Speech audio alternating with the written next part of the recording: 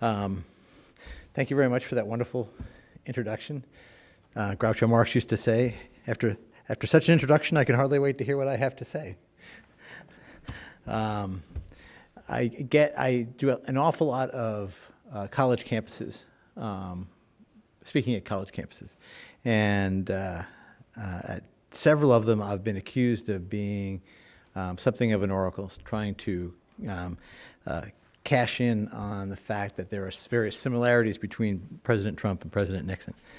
Of somehow knowing back when I began the book in 2011 that we would be at this point in the Trump presidency facing off against a special counsel over a break-in at the Democratic National Committee, staging his own Saturday night massacres, declaring that the press is the enemy, and accused of colluding with a foreign policy to illegally affect the outcome of a presidential election.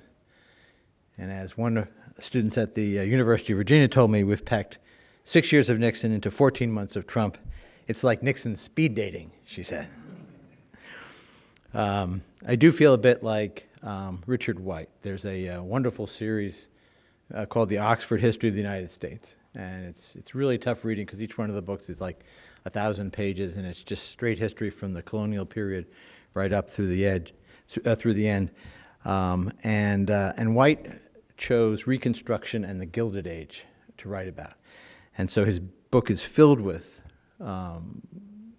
talk about race and economic inequality. And he started it about the same time I did. And in his introduction, he wrote, "I have written a book about a time of rapid and disorienting change and failed politics. And now I release it in a parallel universe." Well, Harry Truman once said, "There's nothing new in human nature. Men don't change. The only thing new in the world is the history that you don't know yet." And we can be sure that somewhere from his perch in the great hereafter, Richard Nixon is looking up at us now and saying, "You see, Bob, I told you they would miss me when I'm gone." So why Nixon now? Another reason to remember is because this is the 50th anniversary of some really great history. 1968 was the year that Nixon was elected president. There's a wonderful picture of him somewhere in your hallway out here of him campaigning on the stump in New Hampshire, classic New Hampshire primary setting. 68, I'll give you a little bit of a history lesson, was an amazing year. Began with the Tet Offensive in the Vietnam War, which shook the American people's confidence in the war effort. Senator Eugene McCarthy mounted an anti-war challenge to President Johnson and came this close to victory here in the New Hampshire primary, forcing Johnson to abdicate, to drop out of the race for president. Robert Kennedy entered the race. George Wallace ran that year with a hate-filled candidacy. Martin Luther King was assassinated, and Robert Kennedy was murdered. And it was all capped by the rioting at the Democratic Convention in Chicago, and finally Nixon's election as president. Well, Nixon almost didn't make it. He ultimately won only by 500,000 votes in a three-way contest with George Wallace and Hubert Humphrey. And he barely clinched the Republican nomination, profiting mainly from a rival's blunder. Michigan Governor George Romney, Mitt Romney's dad, was running for president that year. He was the Republican frontrunner. Until attempting to change his position to fit the public mood on Vietnam, he claimed that announced that he had been brainwashed by the Pentagon. Now, Romney was already considered a bit of a lightweight, and this did not persuade the skeptical public that he had the brains or the guts to serve as commander-in-chief. And Eugene McCarthy rose to the occasion. "Brainwashed," he said. "A light rinse would have been sufficient." It was during that 68 race, on the eve of the election, that the Nixon campaign pulled off a dirty trick that I argue in my book was worse than anything that he did in Watergate. In October of that year, Lyndon Johnson announced that he had reached an agreement for peace talks with the North Vietnamese. At the urging of the Soviet Union, which was the North's quartermaster, an armorer and supplier, the United States would halt the bombing in Southeast Asia, and in return, the Russians guaranteed Hanoi would engage in productive talks. But there was this hitch. The South Vietnamese refused to join the talks.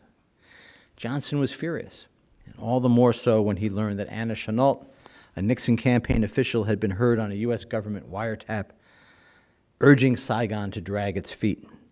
They would get a better deal if Nixon was elected, she promised the South Vietnamese. "We could stop the killing out there," Johnson can be heard telling the Senate Republican leader Everett Dirksen on a White House tape. "But they've got this new formula put in there, namely wait on Nixon, and they're killing 400 or 500 a day waiting on Nixon. This is treason," said LBJ.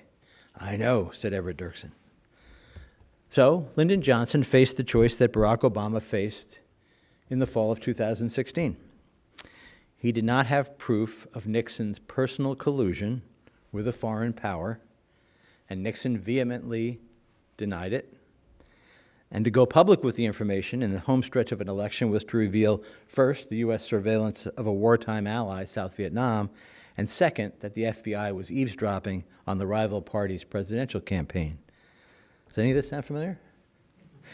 So Johnson, like Obama, sat on the information, and he sealed all the records and documents in an envelope which became known as the X file, because they put a big X over it, saying not to be opened for 50 years. Well, somehow mysteriously, as these things happen sometimes in Washington, the news of the Chennault affair leaked out. And it became a grail for investigative reporters and historians to prove that Nixon had known about Anna Chennault's activities. And you can Google the Chennault affair, or go to the U.S. State Department historian website with its lengthy chapter on the incident to see how pieces to that puzzle emerged over the last 50 years as the Nixon and the Johnson presidential libraries opened their vaults. But Nixon personally always denied that he had a role. And in his famous interviews with the newsman David Frost, he insisted that he was not aware of, nor had he authorized, any contact with the South Vietnamese, and could not have done that in good conscience.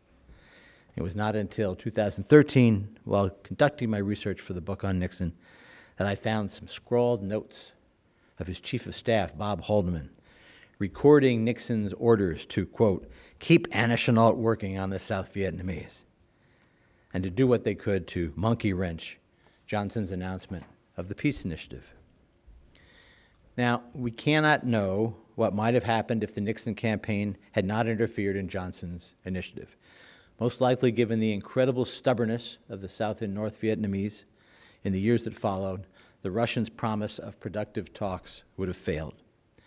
But as a biographer, I judge my subjects by what they knew and what they did at the time.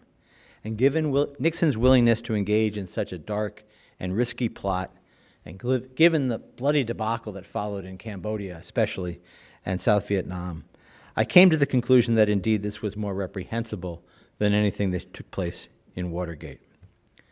But here is a warning for those of you who want to know all there is to know about the Russian interference in the 2016 election. Eat well, exercise, be prepared to wait. Hopefully it won't take 50 years, as it did in the case of Richard Nixon and Anna Chennault. Why Nixon now? You guys know him as a caricature, right? I mean, somebody that's referred to maybe on The Simpsons. You go to the movies and everybody my age laughs when the bank robbers put on the Nixon masks before they go in to rob the bank, and you can sort of know why we're laughing, but you're not for sure. But I'm going to argue tonight that we live in a world that Nixon made. His February 1972 opening to China, that planet-stunning handshake with Chairman Mao, set Earth and its peoples on a new and liberating course. It was the first great crack in the Cold War, the first bell tolling for the Iron Curtain, the indispensable step towards an integrated world economy that would lift billions of human beings from want and grant them, as Nixon fervently hoped, a measure of peace. After losing the 1960 election to John F. Kennedy and the 1962 race for California governor, the one where he held his famous last press conference and promised the press you won't have Nixon to kick around anymore, he moved to New York and as an international lawyer roamed the world for a prominent client, Pepsi-Cola. Everywhere he went in those wilderness years, he stopped to talk to U.S. diplomats and foreign statesmen, many of whom he knew as younger men that he had met on international missions when serving as Dwight Eisenhower's vice president. And in 1967, in an article in Foreign Affairs magazine called Asia After Vietnam, Nixon described the world to come. Monolithic communism was doomed, he wrote. The new age would be an information age, built around a technological revolution, the computer revolution. And this age that was coming would require freedom and intellectual nimbleness, not factory lines and collective farms.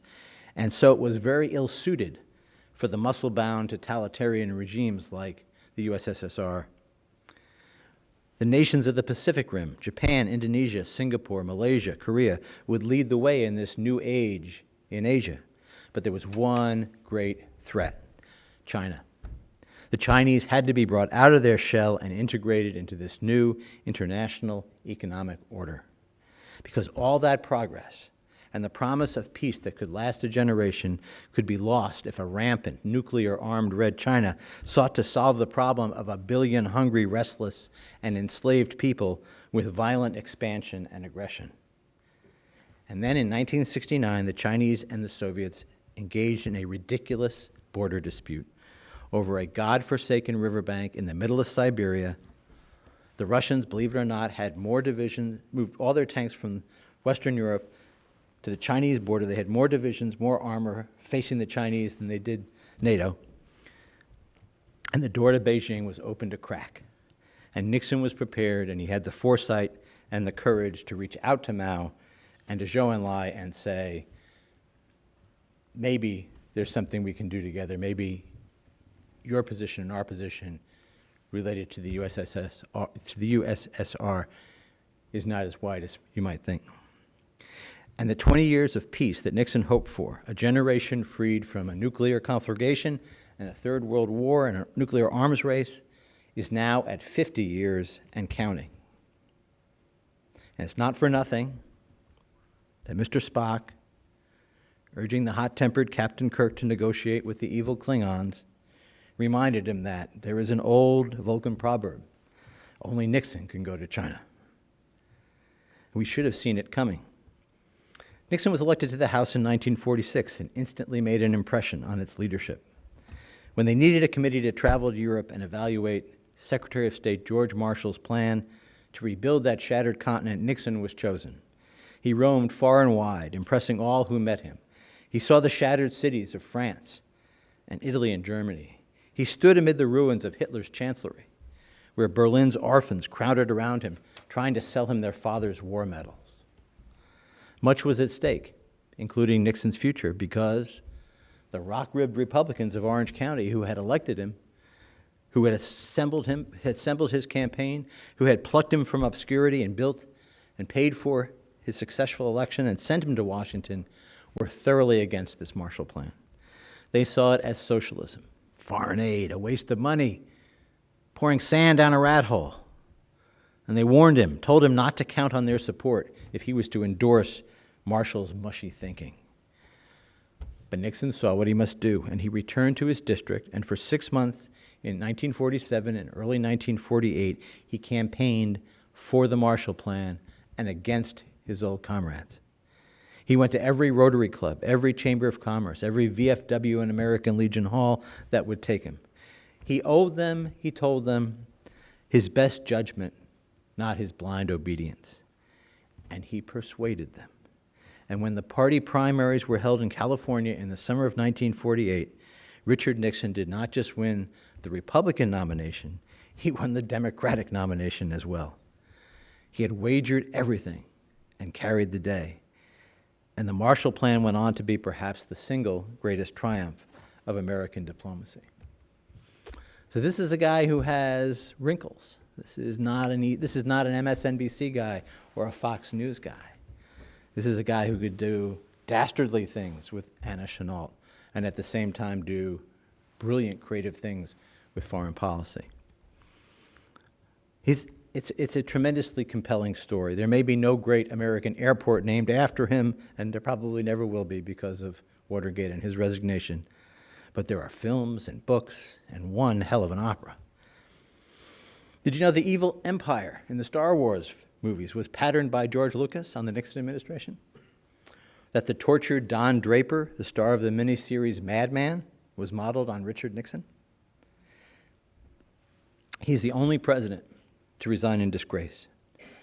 And it was Senator Bob Dole who, joining the U.S. delegation to Egyptian President Anwar Sadat's funeral, went to the White House, and there was former President Jimmy Carter, former President Gerald Ford, and former President Richard Nixon. And as Dole said later, there they were, see no evil, hear no evil, and evil. And yet, it was that same Bob Dole who was terribly wounded in northern Italy in World War II. So much so that they wrote on his forehead in his own blood to signify the medics that there was nothing more that could be done for Dole. But he recovered, though he lost the use of his right arm, and therefore could not perform that most elemental political task, the handshake. And Bob Dole would tell you that of all his fellow senators, of all the Republican committeemen and the delegates and the Chamber of Commerce chairman that he met, two presidential campaigns, all those Senate campaigns in Kansas, there was one man who never neglected to extend his left hand when greeting Bob Dole, and that man was Richard Nixon. And it was Dole who broke down, his features contorted, weeping, giving the eulogy at Nixon's funeral. So the original title for the book was Richard Nixon, An American Tragedy, for his story has these classic elements of Greek or Shakespearean tragedy. And this is not my poetic flourish. Cabinet members like Elliot Richardson or Henry Kissinger were struck by it at the time. You can hear it on the tape recordings of their phone conversations. You can read it in their memoirs and their diaries. Deeply insecure, Nixon first acted as if cruel fate had singled him out for rejection, Kissinger wrote, and then he contrived to make sure that his premonition came to pass. Well, it was said of Kissinger that he was a self-made man who worshipped his creator. That is not Richard Nixon. Nixon was not an easy man to like. He knew it, and it hurt. He had this Dickensian childhood. His dad was brutal and miserly and abusive.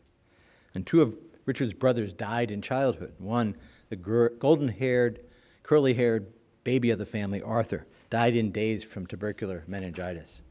Then the eldest, the pride of the family, Harold, took years to succumb to a classic case of tuberculosis, splitting the family as his mother took him away to Arizona to take care of him, and wrecking the family finances so that when Richard made it to Yale and Harvard, his family could not afford to send him, and he had to stay home and go to Whittier College in California, where he was given a small scholarship. And he came to believe that it was his father's stubbornness that was at fault for refusing to discard the family cow after doctors warned that milk was tainted, carried tuberculosis, and probably killed his brothers. His mother was a very cold woman. She would retreat into her closet to pray. As Nixon said, never once did she ever tell him that she loved him. That was not her way. And he came to feel, as he told David Frost in those televised interviews, that he was unlovable. Imagine an American politician sitting down for an interview and confessing to an interrogator that, I believe I am an unlovable person. And it left him plagued by an intense, painful insecurity and self-doubt. And he became Iago to his own Othello, whispering in his own ear, "You're a loathsome creature. No one likes you. You're no good." And so he campaigned with ferocity and ruthless aggression to compensate. And in doing so, he became a tragic figure. We can glimpse the seeds of Watergate in Nixon's actions as the precursor, as the kind of John the Baptist for the demagogue Joe McCarthy. And Nixon's red-baiting campaigns, which helped launch the McCarthy era, are justly famous. But nowhere is the tragic flaw clearer than in the matter of race. Nixon grew up in Whittier, a Quaker outpost in Southern California. In college, he was one of the founders of a social club that, in the 1930s, recruited and accepted black members. And when he first ran for Congress in 1946, he spoke out for racial justice. And the local NAACP made him an honorary member. In that same season when the Ku Klux Klan was burning crosses in Southern California to defeat a referendum on fair employment. And when he won his first Senate race in 1950, one of his great supporters was a guy named Kenny Washington. And Kenny Washington was a teammate of Jackie Robinson at UCLA and became the first black athlete to integrate the National Football League, a year before Jackie Robinson took the field for baseball's Brooklyn Dodgers. And they held the Nixon victory party at a black man's home, at Kenny Washington's home. In the 1950s, Nixon befriended both Jackie Robinson and Martin Luther King. Quite a daring move for a politician with national ambitions. And after getting Nixon's help in passing the 1957 Civil Rights Bill, King wrote in a letter that it is altogether possible that Richard Nixon has no basic racial prejudice. And it wasn't just the public Nixon. Sure, he was a politician. He was looking for northern votes, for moderate and liberal votes in California. No, Whittier had a black shoeshine man who worked in the town barber shop and scrimped and sent his daughter to Columbia University. And when they visited Washington, Nixon had them as guests 2 years before Brown versus Board of Education, among all the Southern barons, all the Southern senators, all those segregationists and racial supremacists in the Senate dining room. And then Nixon wrote a private letter back to his former law partner back in Whittier. "She's a very pretty and intelligent girl," he wrote. "I renews your faith in the country to realize that the daughter of a barbershop bootblack could get a master's degree from Columbia, standing in the higher percentage of her class." Well, King was very impressed by Nixon, but he was a perceptive man, and he was also a bit wary. "There's a danger in such a personality as Nixon," Martin Luther King wrote to an acquaintance, "that it will be turned on merely for political expedience, when at bottom the real man has insincere motives. I hope this is not the case for Nixon. If Richard Nixon is not sincere, he's the most dangerous man in America." And King's perceptive assessment was borne out in the 1960 presidential campaign, which Nixon lost to John F. Kennedy, one of the closest presidential campaigns ever. Now, there are many reasons for that loss. Nixon bungled the first debate. He made a rash promise to campaign in all 50 states and wasted time, believe it or not, in the last week of that oh-so-close campaign, campaigning in Alaska to keep his pledge. But as importantly, in keeping that 50-state promise, he found that when he went down into the Democratic Solid South that he could draw large crowds. And so he, like Kennedy, sought to walk an edge, to balance a campaign for white Southern votes with that from the black neighborhoods in the northern cities. The telling moment arrived near the end of the campaign when Martin Luther King was arrested in Georgia on an old traffic charge. And he was shackled, put in the back of a police cruiser, and taken to a backwoods prison in the middle of the night.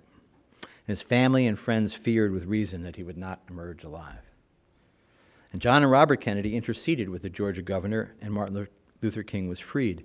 But the Nixon campaign, when asked to do the same, said no comment. Jackie Robinson flew to where his friend Nixon was campaigning in Chicago, and he begged the candidate to intercede, and Nixon refused, and Robinson left the hotel suite with tears of frustration, anger, and disillusionment. And King recalled, "I had known Nixon longer. He had been supposedly close to me, and yet when this moment came, it was like he'd never really heard of me, you see? So this is why I now considered him a moral coward." And so it was the Kennedys who did a better job of walking the line that fall, holding on to enough border states while turning out majorities in the black districts of the northern cities to make a difference in a race decided in the end by 113,000 votes. And when Nixon ran again in 1968, Jackie Robinson supported Nelson Rockefeller. And when Richard Nixon was elected president, the Nixon White House had Jackie Robinson investigated and a dossier compiled by the FBI. Well, there was evidence in 1960 that the Kennedy campaign had stolen votes, enough to win, in Illinois and in Texas. And believe it or not, Jack Kennedy and Richard Nixon were best buds. Kennedy was his friend. Pat and Dick had been invited to attend Jack and Jackie's wedding. And Nixon had refused to campaign in Massachusetts in the year when Kennedy ran for re-election to the Senate. "He's the kind of man the country needs," said the young Jack Kennedy after meeting Nixon in the House of Representatives.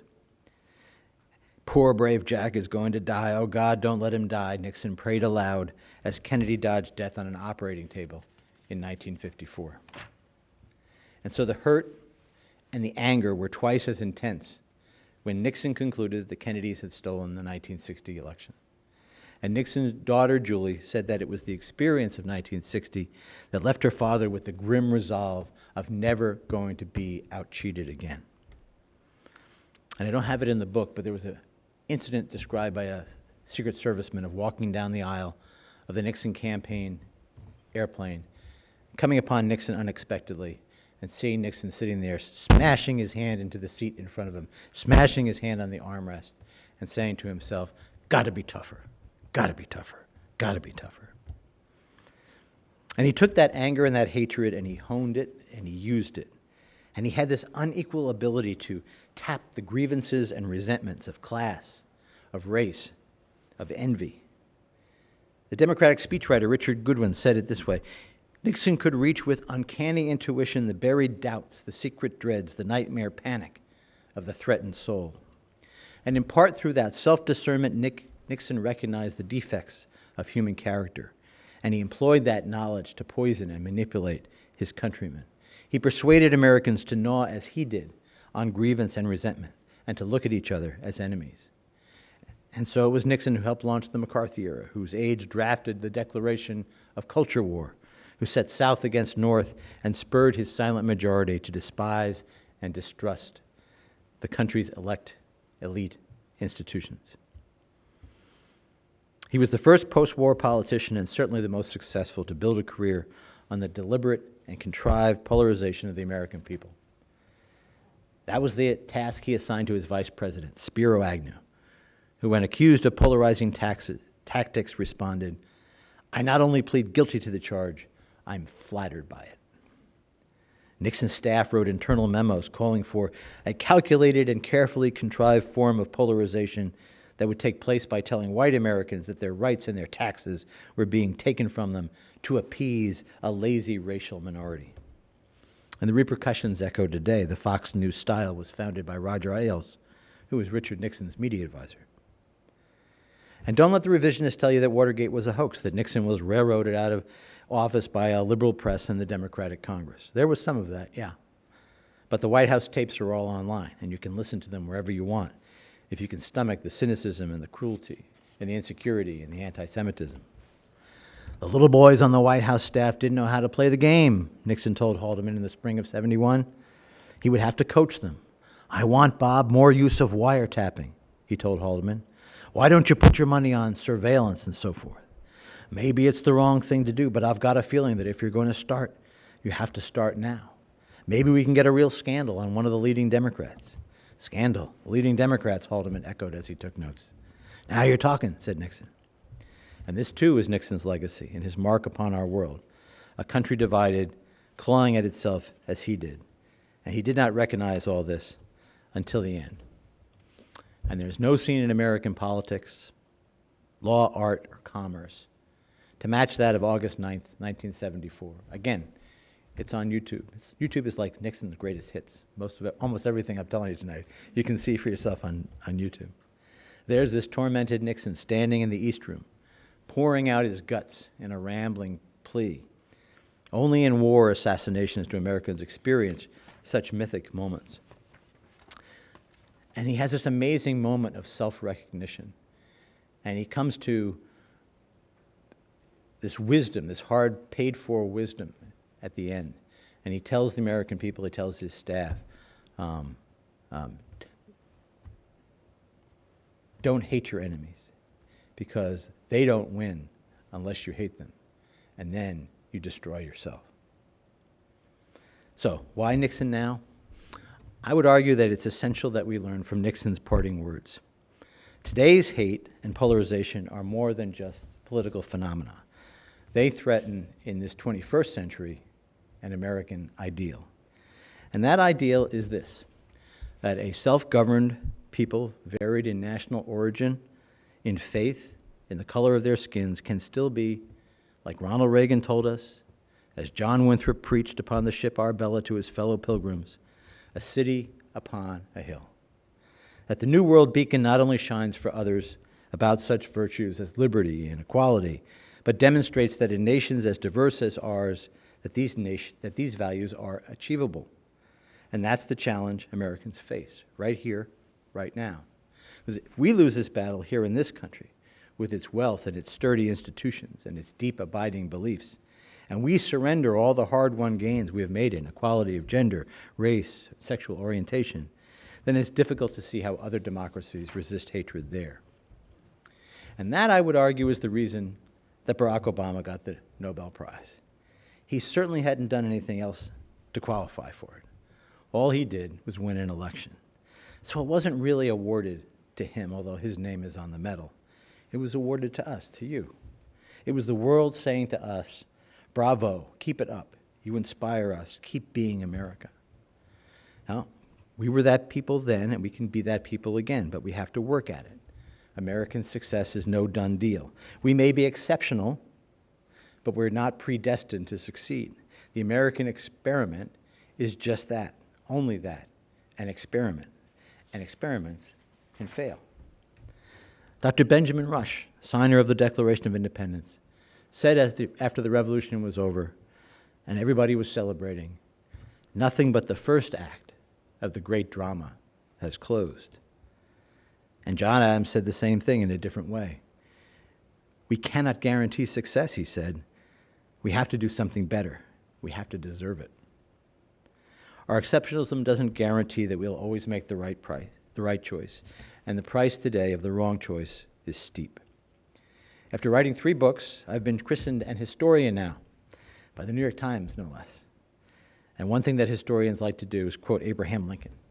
It's like getting your Union card.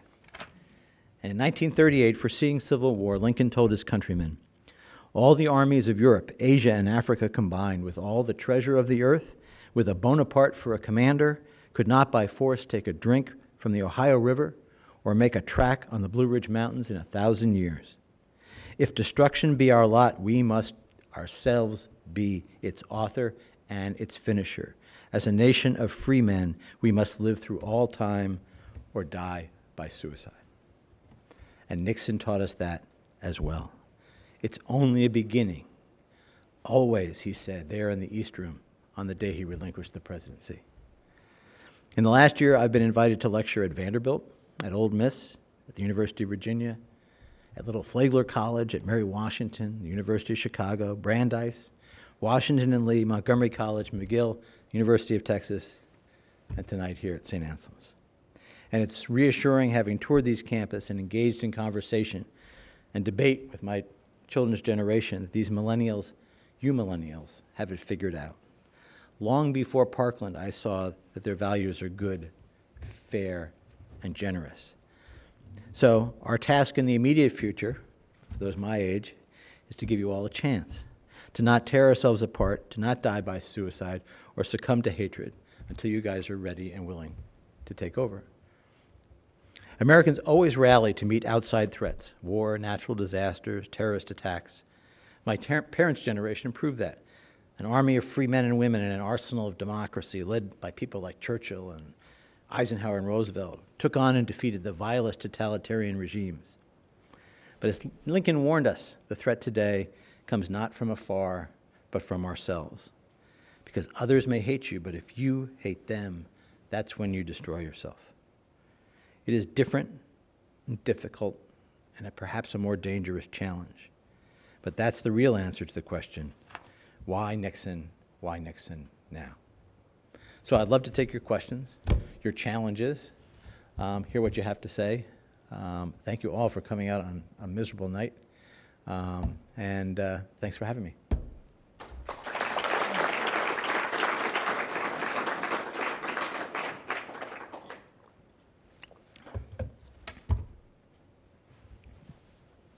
Oh, I'm just manning the mic. Oh, you're commanding the mic. Okay.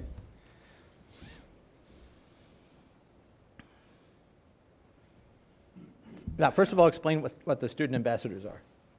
So we basically work with events here, so yeah, do that. And So you're drafted, you mean you had to come out tonight? yeah, well, it's my first year, so Okay. it's still getting the hang of it. So, in your opinion, if Nixon didn't resign because of Watergate, do you think he would have been viewed by the public as a good president, or no? Yeah, I think Nixon would have been, because of his foreign policy successes, I think he would have been viewed as a near great president. I didn't talk about his domestic program. He had a Democratic Congress, and he was so focused on foreign policy that to a certain extent, whatever they put on his desk in this liberal era, he was willing to sign. So he signed things like Title IX and an expansion of Social Security. The cost of living increases that attached to Social Security came during the Nixon administration. The first two nodes of the internet were connected during the Nixon administration. So if any politician actually could say that he invented the internet, it wasn't Al Gore, it was Richard Nixon. But while there was a lot of things, and he did amazing work desegregating the southern schools. Prodded by the federal courts, he put together this very quiet task force led by George Shultz, who later went on to be Secretary of State. And they got black and white leaders from the different southern states together, and they said, look, this is coming. We can do it two ways. We can do it together and do it the right way.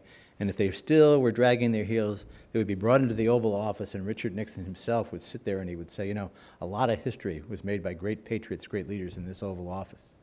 And you and I are Americans, and we here today need to make history again. And there was more desegregation of southern schools in the Nixon administration than in any since or before.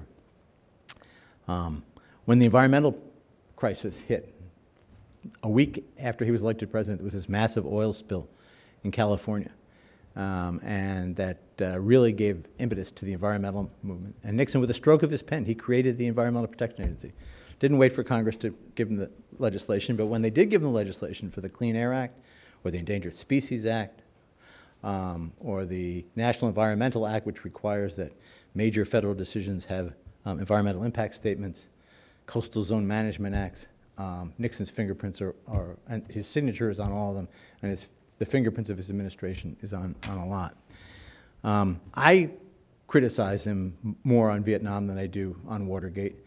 I think that one thing that historians looking back at this time will say is that these were a bunch of Cold War presidents. I'm talking about like 100 years from now when they look back, and they say from Harry Truman through Ronald Reagan or George Herbert Walker Bush, these guys had to grapple with totalitarian evil armed with nuclear weapons overseas while maintaining American liberties at home.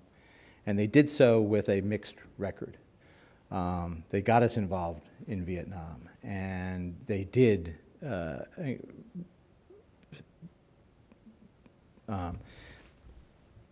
amazing roster of surveillance, break-ins, wiretaps, all of them did. The big thing that happened to Nixon was that by the time he came around, J. Edgar Hoover no longer wanted to do it for the president. He wanted a nice, quiet retirement. And so Nixon had to bring it in-house. And in choosing the people that would do it for him, the burglars, the Watergate burglars, he really did a bad job. He really got a bunch of clowns, and of course they got caught. And in the end, trying to cover it up, he had to resign.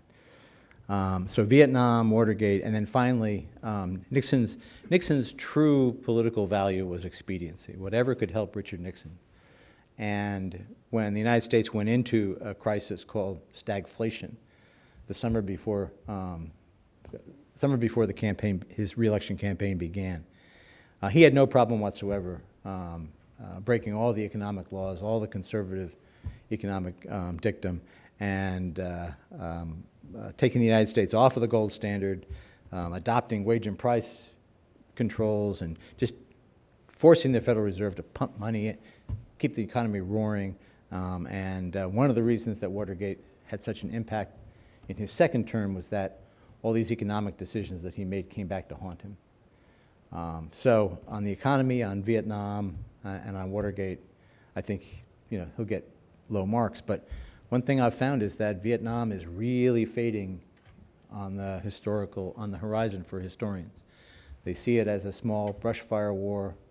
They don't see it as a great, riveting matter of conscience that my generation saw it as. So I think that in the end, the China Initiative, the first president to go to Russia, the first one to sign a nuclear arms treaty, I think those things will weigh more and more. And we've already seen him rise from, down in the 40s with James Buchanan up until, I think he's like in the polls of presidents, he's like in the high 20s now. So he may only get up a couple more notches, maybe to the middle, but I think that's where he'll be. Long answer, sorry. Sure. Yes, sir.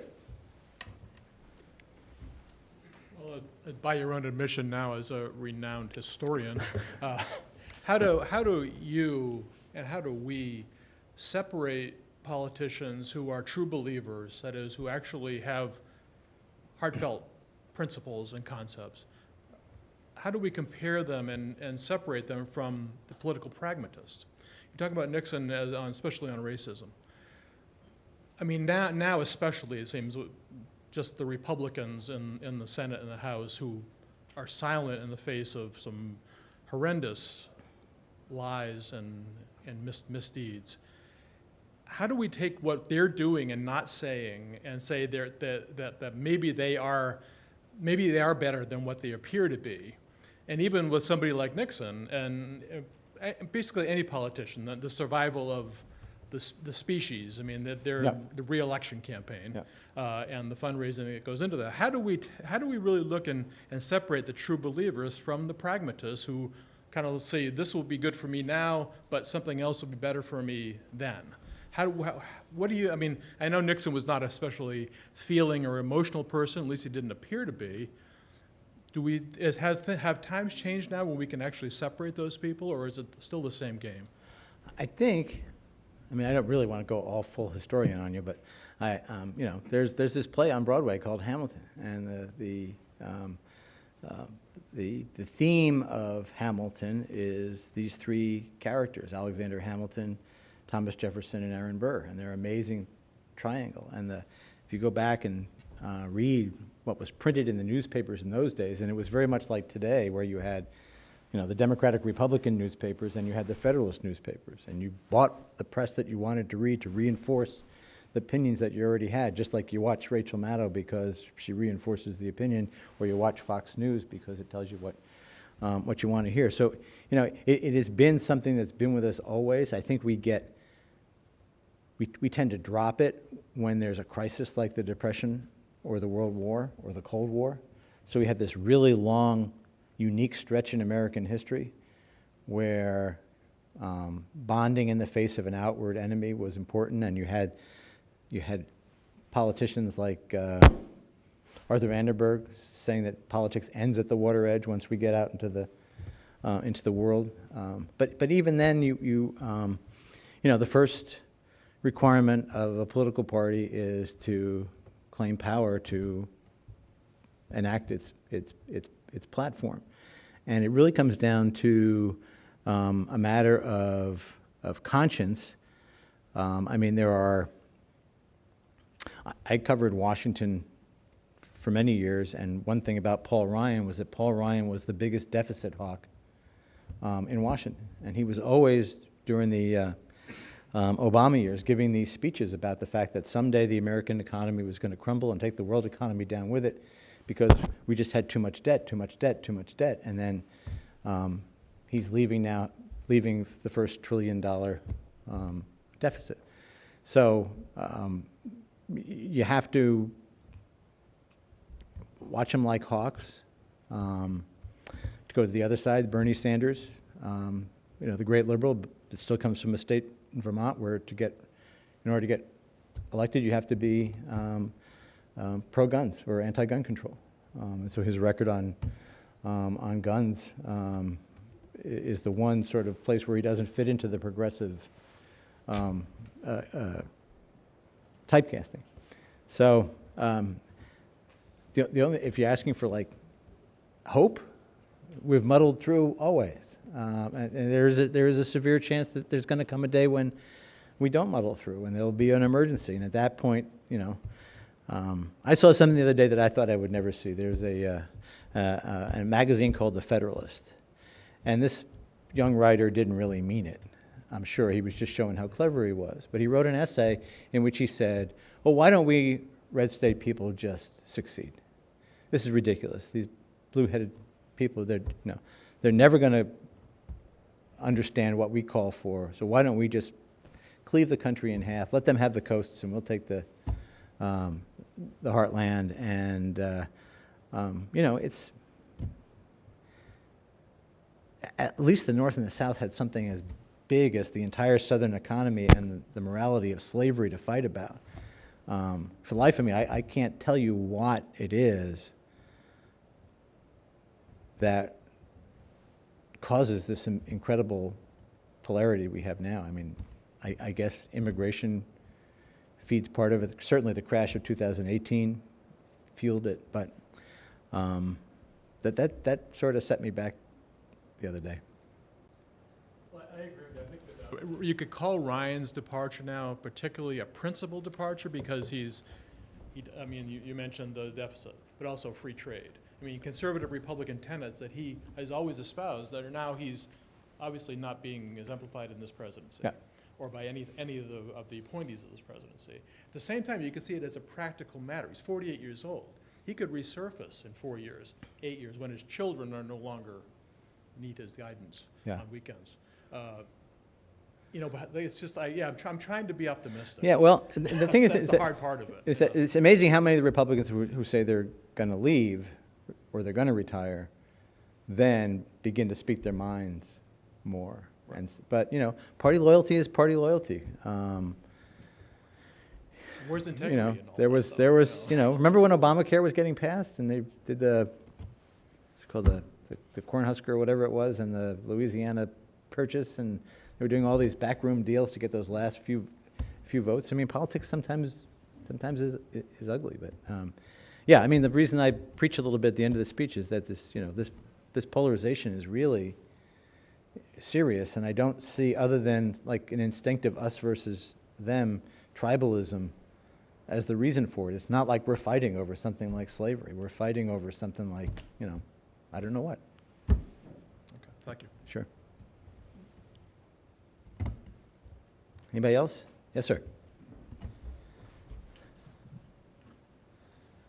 Some folks have said today there's a total warfare between Trump and the White House media, or the national media. Can you relate what's going on today with some of the warfare during the press and President Nixon? You mean compare the two? Well, I think people have forgotten how bad it was. Yeah. Well, there were 3 networks only, 3 channels, no cell phones. Everybody went home and watched television at the same time. At one point in American history, in the 50s or 60s, Theodore White, the great political journalist, wrote that for the first time now, a sociologist can look at the country and say precisely what Americans are doing between 5 and 9 o'clock at night. They're watching television. And it was only those 3 channels, and they were run and administered by a elite, elect, highly educated and sophisticated crew of folks from Manhattan or Los Angeles, many of whom had gone to Ivy League colleges, or if they hadn't, if they'd gone to like University of Nebraska or Texas, they had gone to war in World War II and idolized Franklin Roosevelt for what he did. And so there was definitely a liberal leaning. But it wasn't a purposeful partisan liberal leaning. It was more of an unconscious, knee-jerk liberal leaning in the press. And newspapers like the New York Times and the Washington Post had hated Richard Nixon from the get-go. Nixon made it to Washington. I paint this out in several chapters in the book by taking down one liberal icon after another. First, a beloved liberal member of the House of Representatives, then defeating a woman named Helen Gahagan Douglas, who was running as a liberal Senate candidate in California. And then with Eisenhower defeating Adlai Stevenson, who was the great beloved liberal hero. So by the time Nixon got into the vice presidency,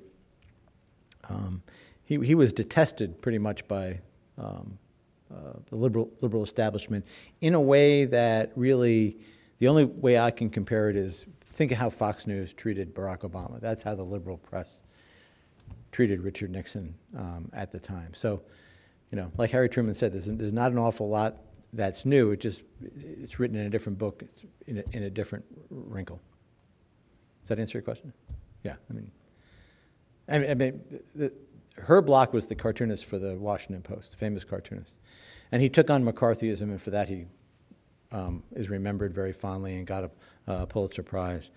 But he took Richard Nixon. His first cartoons of Richard Nixon are sort of this chipmunk, chubby-faced guy who's doing things that are not good for civil liberties. And over the course of the Eisenhower years and onward, Nixon becomes more spidery in his cartoons, and he gets this amazing 5 o'clock shadow and this evil glint in his eyes. And then finally, her block portrays him always climbing out of sewers, pushing manhole covers, and then this is what everybody in Washington saw in the Capitol's newspaper every day, and it drove Nixon crazy, and it was part of that fueled that hatred and paranoia.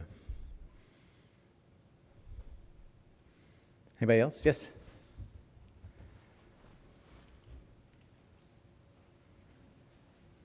It seems as though the country now is just desensitized to scandal. Like every day it's just something new, it's has an almost entertaining value to it. What was it like then with Nixon and Watergate? What was the tone of the country? Were people shocked? Yeah, it was interesting is that when it happened, that same sort of slightly liberal media elite, by this time they had grown to like Nixon and appreciate his gifts, especially after China and Moscow. And so the elect Washington press corps said he couldn't be, Nixon's too smart to have done this. I mean, it's just got to be crazy Cubans or whatever. And that was one reason why the cover-up was so successful in the first 6 months.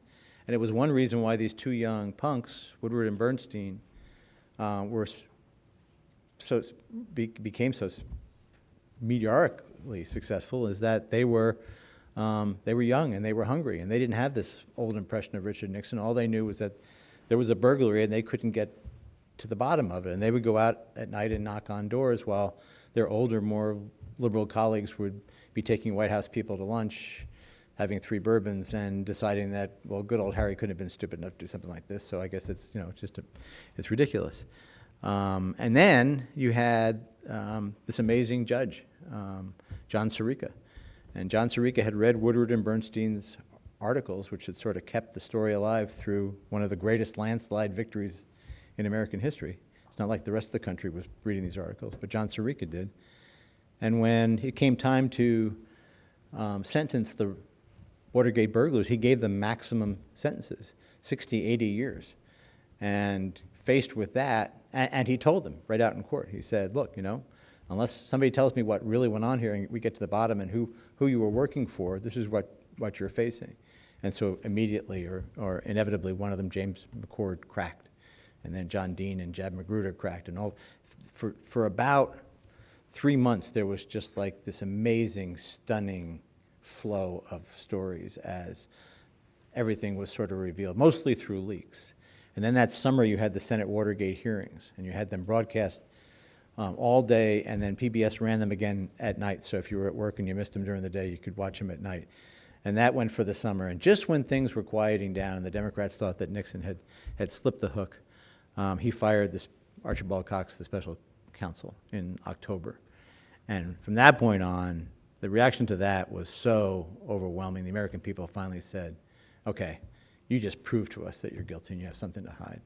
And from that point on, impeachment was inevitable. But from that point on, it was not, it wasn't the fun and exciting fascination that we had in the spring and the summer watching the hearings and reading these headlines and saying, oh my God, wow. From that point on, there was a sadness. There was definitely a sickness, a queasiness of that final 9 months before Nixon finally left. And I think Gerald Ford was very wise to have pardoned him, to put it behind him so that we could move onward. And it's interesting in that decision to pardon Nixon was ratified many years later when the John F. Kennedy Presidential Library gave Gerald Ford the Profiles of Courage Award for having done so. That's how, maybe that's also something that, with time, we come to our senses, and with time we see wisdom and not just pragmatism or expediency. But it was astonishing. Most of the Watergate movies sort of catch that feel. Anybody else? Yes, sir. Yeah. Was opening China more Nixon's idea or Kissinger's idea? Definitely more Nixon's than Kissinger's. It was not a brand new idea.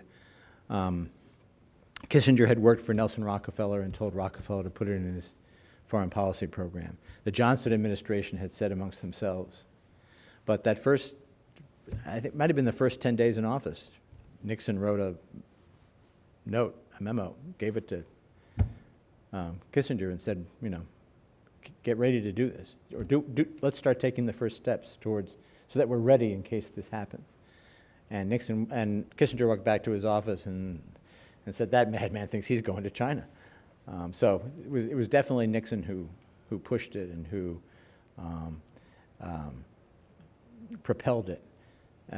But you cannot take away from Kissinger the fact that he was the actual tactical commander on the ground, the actual guy who went first to China and negotiated with Zhou Enlai, and sometimes went further or didn't go as far as Nixon wanted to, as he read the situation on the ground in Beijing and decided, this is what I need to promise, not what I told the president I would promise or what we agreed we would promise. And so he certainly did play a major role. But no, there's very little about, other than the fact that they really sort of abandoned Taiwan abruptly and rudely, there's very little in the China story that's doesn't heap praise on both of them. Thank you. Sure.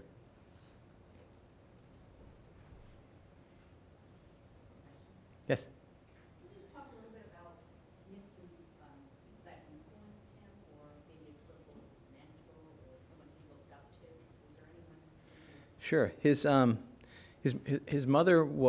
father was this blowhard of a populist, and he didn't really care which party you were on as long as you were against the big guy, because the little guys were screwing the little guys. So he went back and forth from far right to far left in his lifetime. But Nixon's mother came from this sort of Quaker gentility, and the Quakers, as you move west with them, they become a little bit more businesslike, but it's still a very gentle faith, a very progressive faith. And her heroes were Woodrow Wilson and Teddy Roosevelt and Senator Bob La Follette. So he grew up in a household where his father might have on the wall William Jennings Bryan, the great Democratic populist, and then his mother would have Woodrow Wilson, the Democratic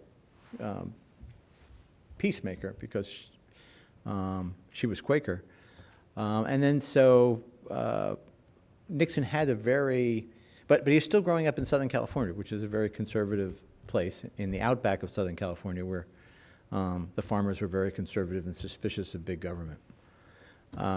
So then he comes back from World War II, and within 6 years, he goes from the House of Representatives to the vice presidency.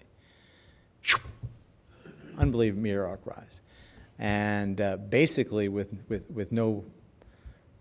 a couple of small town mentors who helped raise money for his campaigns, but basically nobody in American politics had heard of this guy. And then Dwight Eisenhower picks him, the liberator of Europe, picks Richard Nixon, senator from California, because he's young, he's from California, and he made a name of himself in the early McCarthy era. And all of a sudden now Richard Nixon is vice president, and he idolizes Dwight Eisenhower. And one unwritten thing about the Nixon presidency is how many times Nixon is saying, well, I saw Ike do this, or let's do it the way Ike did it, or he even just does things that in looking back now you say, wow, that's he takes his campaign manager and makes him attorney general. just like Eisenhower did. He enters office with this, what was called the madman theory of subtly threatening the use of nuclear arms against the communists, just as Eisenhower did to end the war in Korea. So there's lots of these little things. So his big mentor, and was a good one to have, was Eisenhower. And when he finally gets elected president, and maybe if you've watched The West Wing, you know this, that in the cabinet room, a president gets to pick 3 presidents to hang on the wall. And they're supposed to be like representative of the new president's values. And he picks Woodrow Wilson, he picks Teddy Roosevelt, and he picks Dwight Eisenhower. All, 1 Democrat and 2 progressive Republicans. So Pat Buchanan used to say that Nixon really didn't believe in anything. He was like somebody who went up to the political buffet line and took a little bit of this for his plate and then a little bit of that from his plate and didn't really care whether it came from left to right. And of course, Buchanan being a conservative, it drove him nuts that Nixon was so malleable or pragmatic.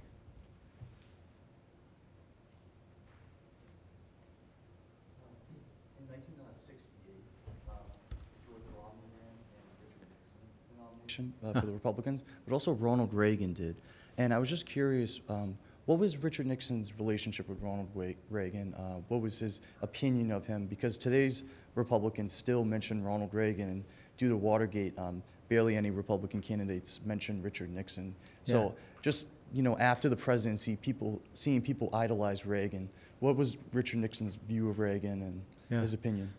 It's interesting because during the McCarthy era, Reagan was a liberal. And then during World War II, taxes went up to literally up to 90%. And Reagan began to shift, and then finally there was a very strong communist effort to infiltrate the Hollywood trade unions, and Reagan was aghast at that, and so that was, and then he married a very conservative woman, and so all these things began to nudge him from the Democrat to the Republican side. But he was known as a very eloquent, political-minded actor in Hollywood, and Richard Nixon was one of the first ones to see Reagan, and when he was still a Democrat, and tell people, let's see if we can, get Reagan to testify before the House Un-American Activities Committee, because he really, it can be quite persuasive. And so Nixon played a very, very small role in getting the Republican Party in California to sort of look at Reagan with different eyes. But he always sort of had its, as everyone did, Nixon underestimated Ronald Reagan. I mean, Ronald Reagan made a career out of being underestimated, and Nixon was no different than the rest. And he thought, Reagan was dumb. And at one point in the Vietnam War, when things are going bad, Nixon has this hand-wringing session in the Oval Office with Henry Kissinger, and he says, "My God, Henry, what's going to happen if I get defeated? It'll either be Reagan or Ted Kennedy, and neither one of them can run this country." So he really sort of despised Reagan's intellectual gifts, and he beat him. And he beat him twice. And so,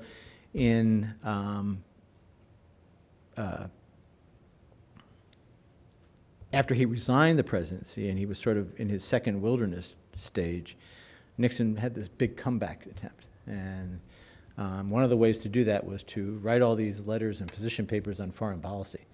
And it didn't make a difference who was president, was Reagan or Clinton or the Bushes.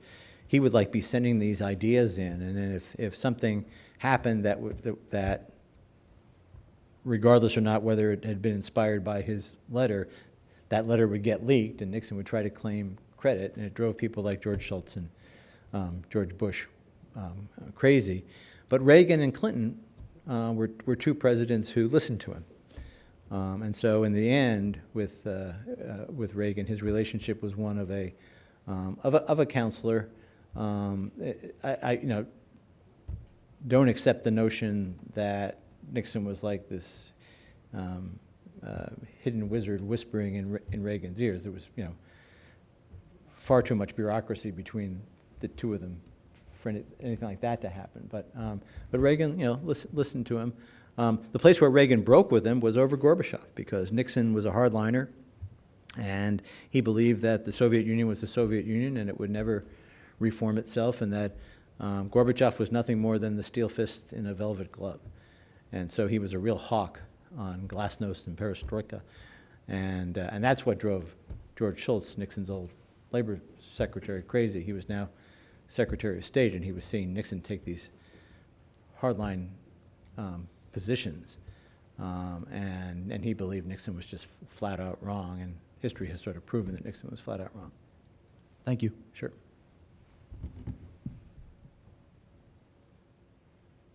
Anybody know what the checker speech is? Yeah, you can see the checker speech on YouTube too.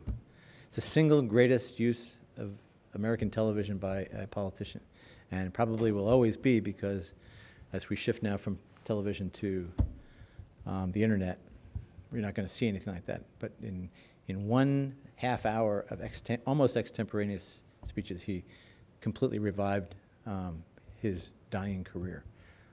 So I leave you with that as a sort of a footnote. If you have half an hour and you really want to get the essence of the best and worst of Richard Nixon, watch the checker speech on YouTube. So thanks. Thanks very much.